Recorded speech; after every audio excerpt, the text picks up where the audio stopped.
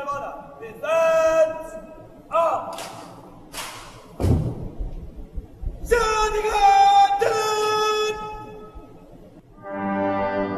1842, Britain colonized Hong Kong for purposes of trade. In 1997, they left, under economic and military pressure from the mainland. The government of Hong Kong would be allowed to continue to operate largely outside the control of Chinese communism. The challenge of understanding Chinese intervention in Hong Kong is a challenge of distinguishing between formal and informal ties, between the cultural and the political. And I do not understand Chinese intervention in Hong Kong.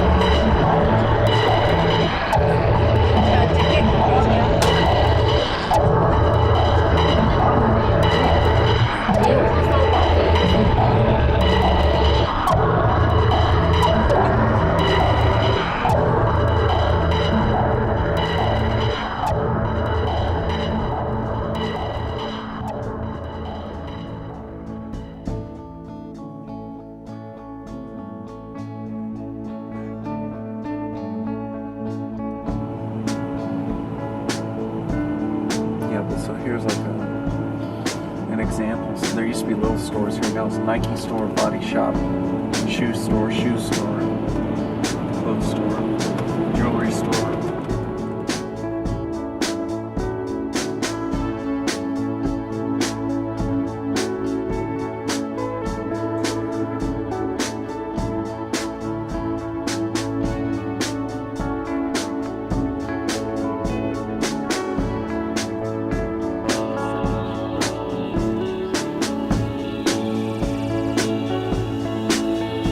Do you think that the fortune tellers changed their lives? Do you think it changed your life as well? No, I think it has meaning, but it definitely had no impact on the vector of my life. I didn't forget about them, but just what we were doing just seemed like playing around. We couldn't find a good job in the U.S., so didn't want to spend any more time looking because we knew we could be successful here, and you know, the way the economy was doing, it's better to just come back until things get better, I guess. The city's basically run by the property developers, and it's vertical supply chain. So in any other country in the world, almost any developed country, what a lot of people are doing here would be completely illegal. How does that work? Well, for example, the richest man in Asia, Li Ka-shing, he owns a property development group.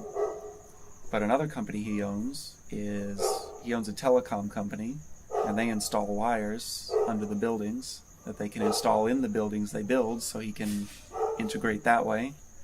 He also owns one of the biggest grocery chains here, so he can rent to himself grocery stores. Then in that way, also set the prices for that. So it's just like that. And also, many of the constructors are companies owned by the property companies that buy the land in the first place. And the government owns all the land, and what they do is they like drip feed it. And then just collusion between the property developers. Oh, this time I'll bid on this piece of land. And then the next time we'll bid on this piece of land and agree on the price. So it's like trusts in that way. It's exactly trust, yeah. Where I used to live in 2007, now it's 2014, prices have doubled, you know. So now, more and more people have to move either further out or get smaller houses. Now property developers are saying, oh, it's great, you can buy these houses. We're building these micro suites that are 160 something square feet. They cost about 2 million, so about 350, about the price of a nice house in the US. You can get 160 square feet. Some people can afford it. Some people, but whenever they open them up, people are climbing over each other to buy them because it's investment. So the government's actively supporting a bubble. Corrupt money from China's coming down buying it. Landlords get richer. Poor get poorer. You know. Why would corrupt Chinese want to move to Hong Kong? Because they trust the products. It's free. It's the same reason they get passports for the United. They want to desperately move to Canada and the United States. It's the reason they send their kids to study abroad in England and U.S. They want the standard of living. Yeah, they say the places are, I don't know. I guess that's the government line that the U.S. and England suck, but then all the big politicians send all their kids there. So I know that rivers are drying up. Industrial waste is rendering crops inedible, but people still eat them. You know, birth defects and stuff. Not down here, but in very industrial areas. It's really bad. The pollution does come down here. Yeah, while you were gone a few weeks ago, it was really bad. And sometimes you can't see more than a few blocks down the street. Hong Kong's next to Guangdong, and then that's one of the hugest industrial areas in China, along with up and around Beijing. So when the winds change in the winter, in summer the winds blow one way, but in the winter they change and blow the other way, and it blows pollution down here. And especially when the air stands still, when like a typhoon comes, the pollution just settles for days. Do people care here? Yeah, but what can you do? What sets this city apart from the others is that there's a mostly transparent system for business and law, and proper procedures are followed. And what people here are afraid is that that will erode. This will just turn into another city in the mainland. In China, it's just like complete new wealth, like more than they know what to do with. So people come, they bring lots of money, and they just buy what they want, take it all back. They'll go to Gucci and spend thousands of dollars. And so what you'll see is a lot of places like where I live in Yunnan, Tsim Sha Tsui, other shopping districts, they're just opening shops to cater to those visitors that come. It's just pharmacies, jewelry shops, watch shops, bag shops, and that's it. So people who live there can't eat leather. That's the thing is here, as they say, tourism is, it's a huge pillar of our economy. The students that are protesting see that, what use is getting a degree if they're just going to be working at a shop counter? This movement started by student groups and free professor.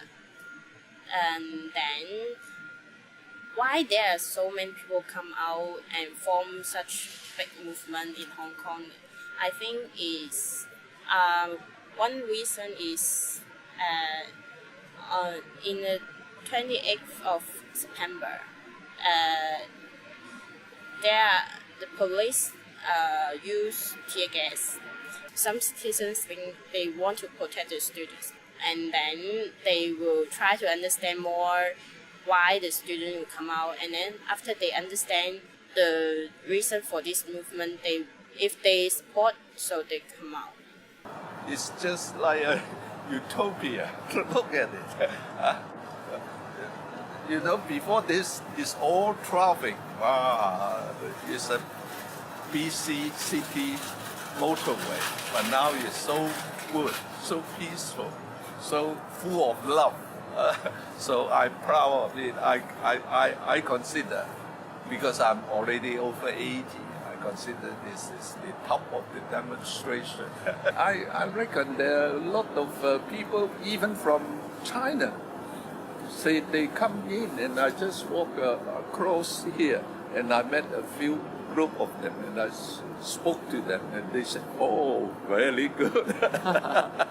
We keep this peaceful way for 2 months. It is it's quite it's in Hong Kong. I think it's a miracle. Yeah. In the world, I think. Protesting has always been big here, but it's always like booking with the police, and then they just walk down the street with some signs and then go home. But something like this, like they are like just really pissed off, because nobody will do something like this unless they're angry, super angry. People tell you here that the movement's caused like a huge rift in society, but it's just exposed it. It's always been there.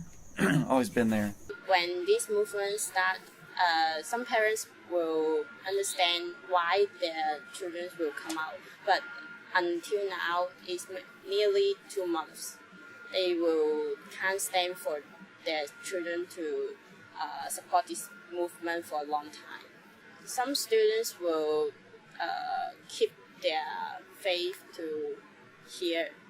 They will want to fight for the things they want, so they may put their family aside this time. They may just think how they can help here, but they will miss something they have to treasure. A lot of people that moved here in the 40s or 50s were escaping the Cultural Revolution, so they had like nothing, and they had to work for everything, so they were happy just to get rice on the table. And now their children are growing up in a stable place. They can afford to progress further, and growing up in a Cultural Revolution has to influence you that, you know, if I do anything, I'm going to get in trouble or beaten up or something like that. So to the government, it is an illegal movement. The people here, we all knew that we may have the potential of being arrested. So we should bear this. So, but we stay for a long time because we really have something we want to have. The democracy. You feel pretty secure yourself, clearly, that that's not going to happen. You wouldn't be beaten up. The police wouldn't come for you. Or... No, but people who disagree with me might. That does happen, yeah. Yeah. So. But you don't seem to be too concerned at the moment. Not yet.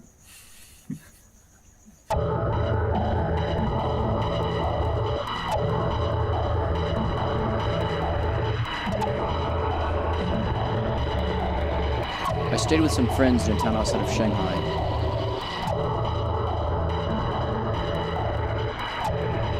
There was a massive construction site visible from their home that I'm told was shut down because of ghosts.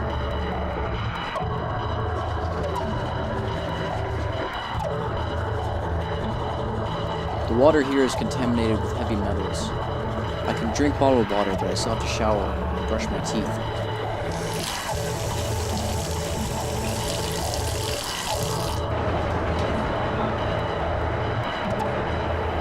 It's amazing how much it feels like the United States on the highways here.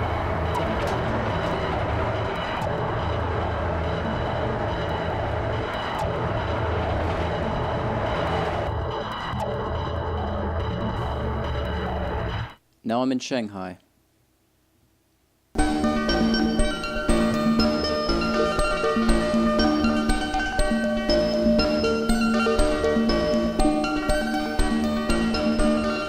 sort of smog that's in the air, it's like I've never... Yeah, you thought it was fog. Yeah. It's like, oh man, this is pollution. And then once you told me that, I went to Shanghai, it's gray. Yeah. It's like gray fucking smoke. It's like smoke from something burning. It's coal. It's coal smoke. Yeah. Because they use coal power, and then people cook with coal. I gotta say that's a bit of a relief that it's coal smoke, because my concern is be that too. It's also that. Yeah. It's just all sorts of strange. It's everything that you can't do in the U.S. It's like a industrial revolution crammed into 2 decades. Is it mostly on the eastern part of China? Yeah, the coast is where they're developing. But then what's through the rest? Just Nothing. Yeah. So the people on the coast really benefit. People in the inland, how are they surviving? They're still farming. a lot of them, I think it's like the same as 50 years ago. So farm and just live in your village and keep going. I read before I moved here that a lot of young people are moving to the cities. They want a better standard of living, a better way of life, In modern way of life. I know in China it depends. You have to be allowed to move to the city. So if you're from another province or something, you have to have special permission to move to the city. How would you get that? Like being official? I don't know. Like they do. And like a lot of people work in the city for months and don't see their children for months. Like on Chinese New Year, once or twice, every few months they'll come back and see the kids and then leave again. They can't bring their families. No, they can't bring the family. It's as if they were migrating within their own country. It's exactly that. As Eastern China grows very quickly, the money is being concentrated. It's just simply, I don't understand how it would spread to the western part of China. It doesn't, because it goes where the government says. So they do all these development projects and they put the money where they want.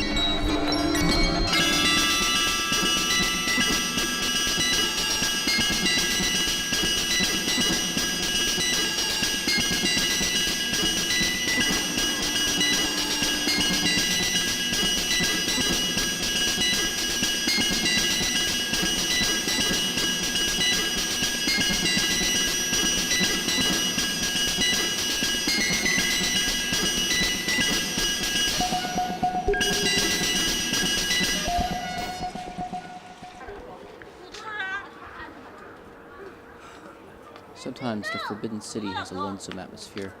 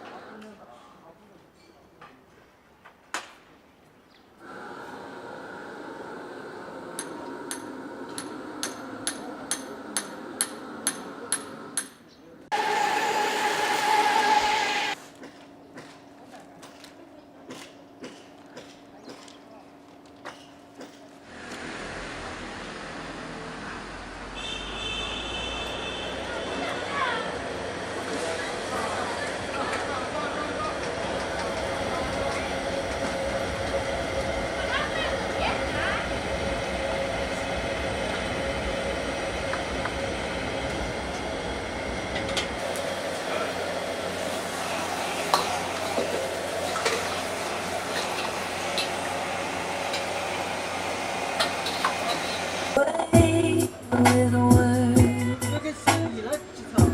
you get me smiling even when there's no way to measure what your love is worth. Are you glad things have gone the way they have for you moving back here? It's a long way from home, but yeah, at least I'm happy now.